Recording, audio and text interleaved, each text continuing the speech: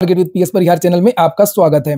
आइए शुरू करते हैं और देख लेते हैं कि आज के समाचार पत्रों में विद्यार्थी जीवन से संबंधित कौन कौन सी सूचना है। तो वीडियो को जल्दी से लाइक कर दें, शेयर कर दें और जिन छात्रों ने चैनल को अभी भी सब्सक्राइब न किया हो तो जल्दी से सब्सक्राइब कर लें ताकि आप लोगों को इसी प्रकार की ऑथेंटिक अपडेट सबसे पहले मिलती रहे। आगे बढ़ने से पहले बात कर लेते हैं माइंड पे एप्लीकेशन की, जिसके बारे में मैंने पहले भी आप लोगों को बताया था कि इस एप्लीकेशन में आप लोग कॉन्टेस्ट खेल करके यहाँ पर कैश प्राइज जीत सकते हैं। कॉन्टेस्ट का जो टॉपिक है वो वही है जो आप लोग तैयारी कर रहे हैं, जैसे डेली करंट अफेयर हो गया, जनरल अवेयरनेस हो गया, रीजनिंग वगैरह यहाँ पर दे सकते हैं, क्वांटिटेटिव एप्टीट्यूड, बहुत सारी चीजें इस एप्लीकेशन। पिछले 3 महीने से मैंने देखा कि बिल्कुल जेन्युइन ऐप है, बिल्कुल सही ऐप है और विद्यार्थियों का एक फीडबैक आ रहा था कि सर इसमें जो कॉन्टेस्ट खेलने के लिए हमको रात तक का वेट करना होता है, क्योंकि इसके जो कॉन्टेस्ट है वो रोज जो है रात को चलते हैं। इसमें एक और बदलाव भी कर दिया गया कि अब आप किसी भी समय इस कॉन्टेस्ट में हिस्सा ले सकते हैं और अपने हिसाब का जो कॉन्टेस्ट है वो बना सकते हैं। यहाँ पर ये वाला जो पार्ट है जो बदलाव हुआ है उसके बारे में मैं आपको बता रहा हूँ कि गेट इंस्टा रिवार्ड, यहाँ पर आप लोग क्लिक करेंगे, ये ऐसे प्ले नाउ मैंने किया और ये देखिए ये शुरू हो गया।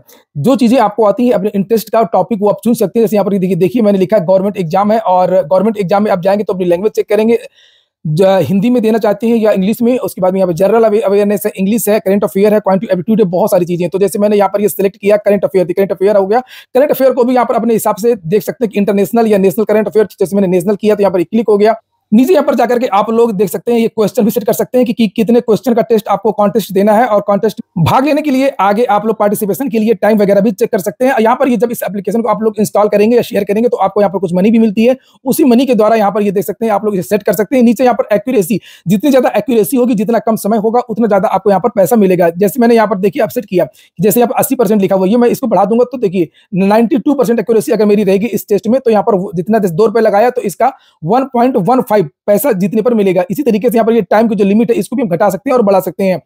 चलिए मैं दिखाता हूं आप लोगों को। ये नीचे यहाँ पर पेड टू यहाँ पर लिखा हुआ है, इसको मैंने किया, ये देखिए मैंने ज्वाइन कर लिया। ज्वाइन करने के बाद में ये पेमेंट सक्सेस हो गया। पेमेंट ये आपका जो एग्जाम 29 सेकंड में शुरू हो जाएगा। जो टाइमिंग लिखी हुई है जो मैंने सेट किया था 4 मिनट, ये 10 question, government exam, current affair. तो यहाँ पर देखिएगा ये नीचे मैंने स्टार्ट किया ये एग्जाम और ये देखिए मैं स्टार्ट कर रहा हूँ और ये आगे आपके क्वेश्चन। तो अब आप यहाँ पर अपना exam subject and chapter select कर सकते हैं और अपने हिसाब से अर्निंग का जो रिटर्न है उसको भी सेट कर सकते हैं, एक्यूरेसी को लेकर के और टाइम सेट करके। लिंक मैंने इसकी डिस्क्रिप्शन बॉक्स में दे दिया है, कमेंट बॉक्स में भी दे दी। अगर आप लोगों ने डाउनलोड ना किया हो तो इसको डाउनलोड भी कर सकते। तो माइंड पे जो एप्लीकेशन है वो अब और मजेदार हो गया है, अब आप लोगों को और भी ज्यादा मजा आएगा। चलिए शुरू करते हैं। पहली सूचना है आत्महत्या के मामले बढ़ने पर राष्ट्रपति को लिखा पत्र।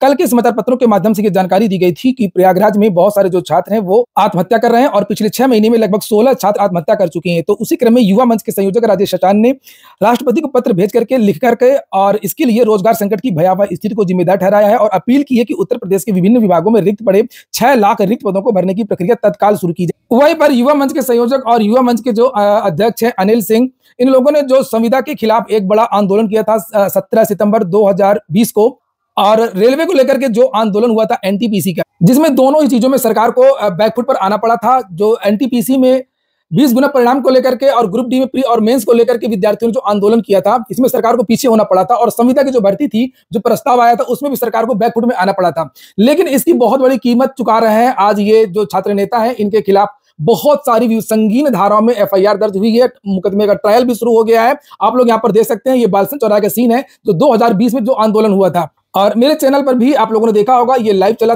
और 11 छात्र नामजद किए गए थे, 100 अज्ञात किए गए थे। तो ये मांग की गई है कि इन्हें जो चूंकि सरकार ने माना था और ये चीजें पीछे हटना पड़ा था सरकार को और इन विद्यार्थियों की जो धाराएं वो हटाई जाए, मुकदमे वापस लिए जाए। तो एक तरफ लगातार मुकदमे हो रहे हैं और दूसरी तरफ रोजगार नहीं मिल रहे हैं, इससे विद्यार्थी और भी ज्यादा हताश और निराश है। अगली सूचना है उत्तर प्रदेश लोक सेवा आयोग की। लिखा लोक सेवा आयोग को पुनः निरस्त करना होगा एपीएस का आवेदन। एपीएस में पता नहीं क्यों हर बार विवाद हो जाता है। कोर्ट से राहत मिलने के बाद अभ्यर्थियों को अब कंप्यूटर परीक्षा का इंतजार। 10 साल पुरानी भर्ती पूरी होने के इंतजार में कई अभ्यर्थी ओवर एज हो चुके थे और ये विद्यार्थी कोर्ट चले गए थे। नीचे यहाँ पर लिखा कि अपर निजी सचिव एपीएस 2013 के अभ्यर्थियों को न्यायालय से राहत मिलने के बाद उत्तर प्रदेश लोक सेवा आयोग को अब एपीएस भर्ती परीक्षा 2023 का पुनः आवेदन निरस्त करना होगा।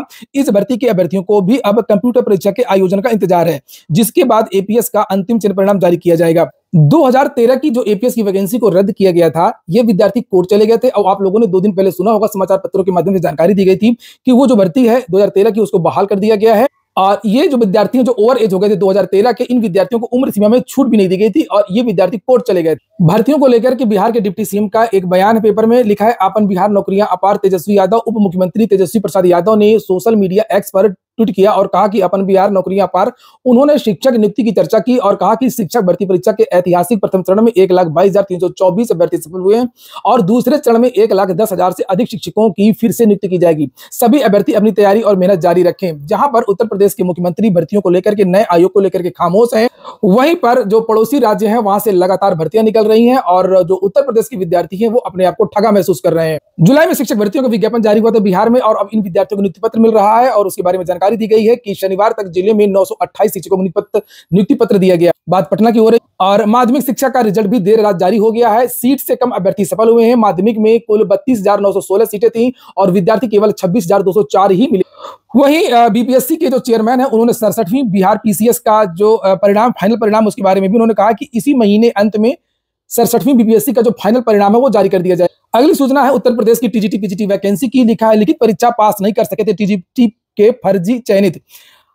कुछ दिन पहले समाचार पत्रों के माध्यम से ये जानकारी दी गई थी कि षड्यंत्रकारी बहुत सारे जो शिक्षा माफिया वगैरह हैं, तो शिक्षा माफिया केवल बाहर ही नहीं होते हैं, संस्था में भी होते हैं, चयन बोर्ड में भी होते हैं, निदेशालय में भी होते हैं, अधिकारी भी होते हैं। तो इन सबकी मिली भगत से कुछ विद्यार्थी जो टीजीटी की परीक्षा पास नहीं कर पाए थे, लिखित परीक्षा नहीं पास कर पाए थे, इंटरव्यू तो छोड़िए, और फर्जी समायोजन के द्वारा इन लोगों ने नियुक्ति पा ली थी। जांच हुई थी और उसी के बारे में ये जानकारी है। उत्तर प्रदेश माध्यमिक शिक्षा सेवा चयन बोर्ड की प्रशिक्षित स्नातक शिक्षक टीजीटी भर्ती परीक्षा 2013 में षड्यंत्रकारियों ने लिखित परीक्षा में असफल कई अभ्यर्थियों को फर्जी ढंग से चयनित बता करके फर्जी चयन पैनल जारी किया था। लिखित परीक्षा में असफल होने के कारण चयन बोर्ड की ओर से कराए गए साक्षात्कार में उन्हें बुलाने का कोई प्रश्न ही नहीं था, लेकिन षड्यंत्रकारियों ने अनुत्तीर्ण अभ्यर्थियों का फर्जी समायोजन दिखा। 7 को तो कार्यभारी भी ग्रहण करा दिया। हाई कोर्ट के आदेश पर फिलहाल शासन ने प्रकरण में विजिलेंस जांच के आदेश दिए हैं और उत्तर प्रदेश माध्यमिक शिक्षा सेवा चयन बोर्ड के समानांतर षड्यंत्रकारियों ने फर्जी ढंग से पैनल जारी करके समायोजन की प्रक्रिया अपनाई। इसमें फर्जी चयन समायोजन की शिकायत मिलने के संवाद संभल और बलरामपुर के जिला विद्यालय निरीक्षकों ने चयन बोर्ड से सत्यापन कराया तो 12 लोगों का किया गया समायोजन फर्जी पाया गया। 6 ने बलरामपुर में और 1 ने संभल के विद्यालय में कार्यभार ग्रहण कर लिया। इसीलिए मैं आप लोगों से कहता हूं कि अगर आप लोगों से कोई भी रैकेट इस तरीके से संपर्क करे कि हम डायरेक्ट तुम्हारी नियुक्ति करवा देंगे, ये गलत प्रक्रिया के द्वारा चयन करवा देंगे, तो आप ऐसे लोगों से दूर रहिए। कभी ना कभी आप पकड़े जाएंगे और आपका पूरा भविष्य वो चौपट हो जाए। लिखा कि अब शासन की ओर से आदेश दिए जाने के बाद में विजिलेंस टीम जांच में पता लगाएगी कि चयन बोर्ड के समानांतर व्यवस्था कौन चला रहा है, कितने लोगों को फर्जी ढंग से चयनित करा करके कार्यभार ग्रहण किया गया। बात तो 2-3 जिलों की हुई थी, लेकिन अब जांच बड़ी होगी और आखिरकार ऐसा कौन सा रैकेट, कौन से लोग हैं इस तरीके से जो बिना परीक्षा करवाए, बिना साक्षात्कार में भेजे डायरेक्ट टीजीटी में जो है नियुक्ति दिला रहे हैं। वहीं पर जिन लोगों का समायोजन होना चाहिए उनका समायोजन हो नहीं रहा है और वो विद्यार्थी दर भटक रहे हैं। लिखा है अफसरों ने दबाए रिक्त पद, भटक रहे हैं बेरोजगार। 3 महीने बाद भी 285 पदों का नहीं किया गया सत्यापन हो जाए तो इन विद्यार्थियों को जो रिक्त पद मिलेंगे वेरिफिकेशन के बाद में तो इनकी नियुक्ति होगी। लेकिन लिखा कि माध्यमिक शिक्षा विभाग के अफसरों की लापरवाही के कारण सैकड़ों बेरोजगार दर की ठोकर खा रहे हैं। सहायता प्राप्त माध्यमिक विद्यालयों में प्रशिक्षित स्नातक डीजीटी और प्रवक्ता पीजीटी भर्ती 2021 की प्रतीक्षा सूची के अभ्यर्थियों के समायोजन के लिए जिला विद्यालय निरीक्षकों से जून में सत्यापन रिपोर्ट मांगी गई थी, जो अब तक नहीं मिल सकी है। चूंकि जो प्रतीक्षा सूची का मामला है उसमें बदलाव किया गया है और अब इसका अधिकार जो है वो माध्यमिक शिक्षा निदेशक को दे दिया गया। लेकिन इसीलिए जो डीआईओएस हैं वो अब इंटरेस्ट नहीं ले रहे हैं और अगर इस सत्यापन हो जाता, रिक्त पद मिल जाते तो 17 से लेकर के 26 जुलाई तक हुई काउंसलिंग में इन पदों को भी शामिल कर लिया जाता। शिक्षकों को मिलेगा टैबलेट, फेस ऐप से लगेगी हाजिरी। अब शिक्षकों को समझ में नहीं आ रहा कि रोएं या हंसें। लिखा हुआ है कि उपस्थिति दर्ज कराने के लिए शिक्षक को विद्यालय परिसर में ही सेल्फी भी अपलोड करनी होगी। इससे फर्जी छात्रों की उपस्थिति के साथ ही बिना स्कूल आई ही बच्चों की हाजिरी लगने वाली हाजिरी पर भी प्रभावी रोक लगेगी। इसी आधार पर एमडीएम से संबंधित पूरा डेटा भी स्टोर होगा। आगे लिखा है कि मालूम हो कि वर्तमान में शिक्षकों को निजी मोबाइल से स्कूल का पूरा ब्यौरा ऑनलाइन किया जा रहा है, जिससे शिक्षक कभी नेटवर्क न होने से तमाम बहाना बनाते रहते हैं।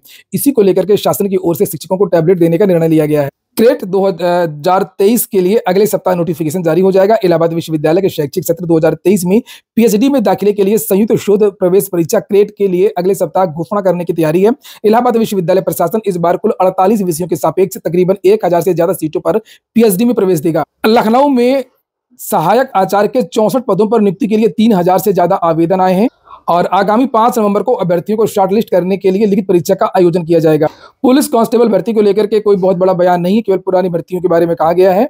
और कल एक वीडियो मैंने दिखाया था, उसमें सीएम ने केवल यह कहा था कि 65,000 पदों पर भर्ती की प्रक्रिया चल रही है। और अगली जो सूचना है वो उत्तर प्रदेश लोक सेवा आयोग की है। यहाँ पर देख सकते हैं, ये मैंने क्लिक किया है, पेज ओपन नहीं हो रहा है, अभी भी वेबसाइट स्लो चल रही है। विद्यार्थी आरओ के आवेदन नहीं कर पा रहे हैं। जो विद्यार्थी ओटीआर जिन्होंने नहीं किया वो ओटीआर नहीं भर पा रहे हैं। वेबसाइट का अगर जो नीचे आंकड़े यहाँ पर दिए हुए हैं 71 या ये देख सकते हैं आप लोग 7,11,932 वैलिडेट हुए हैं ओटीआर और जो जनरेट हुए हैं वो 6,68,000। कोई प्रोग्रेस नहीं है, केवल 8,000 ही एक दिन में 8,000 या 10,000 ओटीआर हो पा रहे हैं। इस हिसाब से देखा जाए तो फिर उत्तर प्रदेश लोक सेवा आयोग को जो एपीएस की जो माफ कीजिएगा आरओ की जो डेट है वो बढ़ानी होगी, नहीं तो लाखों अभ्यर्थी आवेदन से वंचित हो जाएंगे। ये देखिए मैं रिफ्रेश कर रहा हूं और इसके आगे की जो प्रक्रिया है वो नहीं बढ़ रही। हालांकि कुछ सुधार हुआ है, थोड़ा सा टाइम लग रहा है और सुधार इसलिए हुआ कि कुछ विद्यार्थी आवेदन कर चुके हैं। तो ठीक है दोस्तों, ये हो गया आज का वीडियो। वीडियो आपको अच्छा लगा हो, आपके काम का हो तो लाइक अवश्य कर दें। जिन छात्रों ने चैनल को सब्सक्राइब ना किया हो सब्सक्राइब कर लें। पूरा वीडियो सुनने के लिए बहुत बहुत धन्यवाद।